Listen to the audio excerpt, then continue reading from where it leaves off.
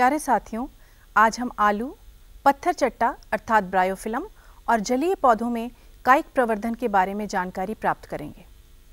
हम सभी जानते हैं कि नए पौधे बीज से उगते हैं, लेकिन आलू को तो बीज से नहीं उगाते हैं, फिर इसे कैसे उगाते हैं? वास्तव में बहुत से पौधे ऐसे भी होते हैं जो कायिक प्रवर्धन अर्थात वेजिटेटिव प्रोपगेशन करते हैं।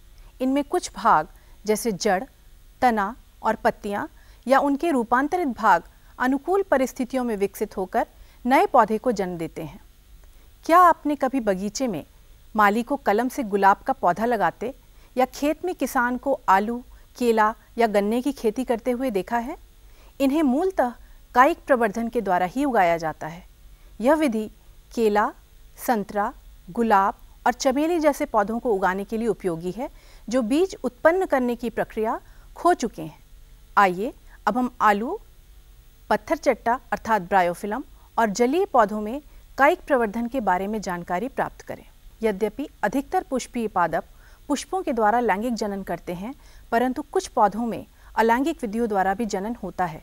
ये पौधे अपनी जड़, तना, पत्ती या प्रकंद से संतति उत्पन्न करते हैं।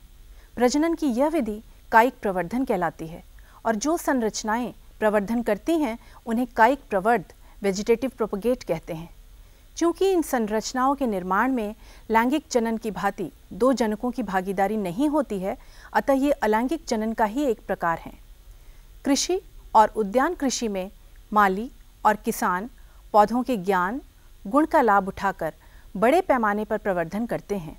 आलू, अदरक, पत्थर चट्टा, गुलदाउदी और जलीय पादप जैसे हाइड्रिला, आइकॉर्निया, पिस्चिया इत्यादि इसी विधि से प्रजनन करते हैं। इस अध्ययन के लिए जो सामग्री हमें चाहिए वो है आलू के बड़े आकार के कुछ कंद,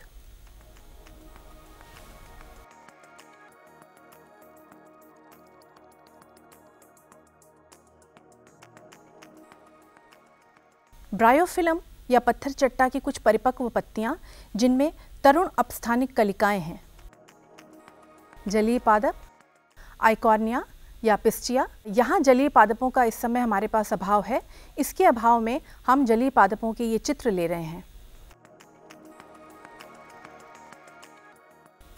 आवर्धक लेंस, चाकू तथा छोटी खुरपी।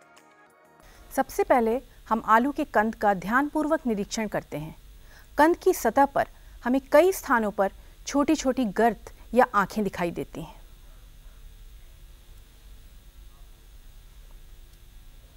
हम जानते हैं कि आलू का कंद एक रूपांतरित तना होता है और ये आंखें तने की पर्व संधियां अर्थात नोड्स हैं।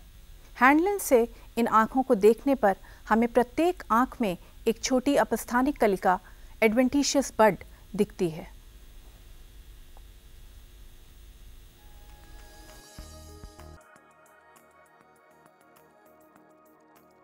कंद की सतह से प्ररोह के निकलने को ध्यान से देखें।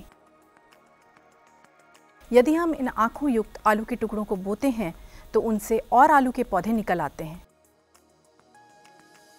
प्रवर्धन के लिए आलू काटते समय यह ध्यान रखें कि प्रत्येक टुकड़े में एक आँख या अपस्थानिक कलिका अवश्य हो। आलू काटते समय चाकू का प्रयोग सावधानी से करें। अब हम ब्रायोफिलम अर्थात पत्थर चट्टे की पत्ती को लेते हैं। ब्रायोफिलम की परिपक्व पत्ती के किनारों पर तरुण अपस्थानिक कलिका होती है। यह तरुण अपस्थानिक कलिका जब लगाई जाती है या ज़मीन में बोई जाती है तो ये एक छोटे पादपक को जन्म देती है।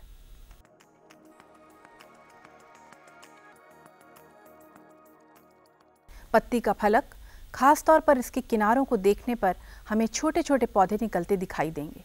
ये पौधे वास्तव में इसकी अपस्थानिक कलिका से निकलते हैं। अगर हम इस कलिका को बो दें तो नया पौधा उगाता है। पत्थर चट्टा की पत्तियों को तोड़ने के बजाय नीचे टूटी पड़ी पत्तियों का अवलोकन करें।